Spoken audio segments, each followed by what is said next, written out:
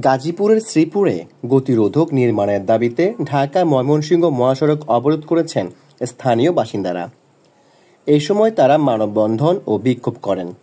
এতে ঢাকা-ময়মনসিংহ মহাসড়কের দুপাশে দীর্ঘ যানজটের সৃষ্টি হয়। ১৬ মে শুক্রবার দুপুরে উপজেলার জৈনাবাজার এলাকার শিশুতোষ বিদ্যাঘরের এলাকায় এই মহাসড়ক অবরোধ করা হয়।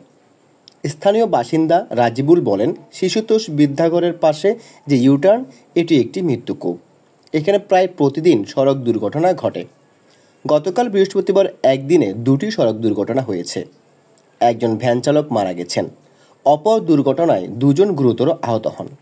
এখানে প্রতি মাসে কয়েকজন মানুষের মৃত্যু হচ্ছে।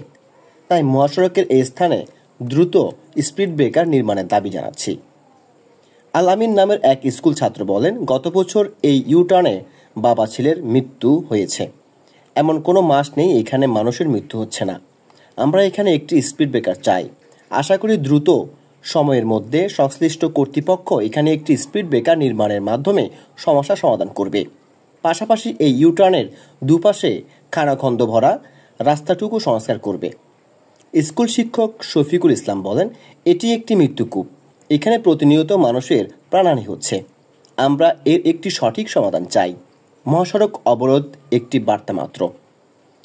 মাওনা হাইওয়ে থানার ভারপ্রাপ্ত কর্মকর্তা ওসি মোহাম্মদ আয়ুব আলী বলেন, স্থানীয় বাসিন্দারা শিশুতোষ বিদ্যাঘরের পাশে মহাসড়কে স্পিড ব্রেকার নির্মাণের দাবিতে জানিয়েছেন। তারা মহাসড়ক অবরোধ করেন। আধা ঘন্টার মতো সড়ক অবরোধ করে রাখা হয়। এতে মহাসড়কের দুপাশে দীর্ঘ যানজটের সৃষ্টি হয়। বিষয়টি সংশ্লিষ্ট কর্তৃপক্ষকে জানানো হয়েছে।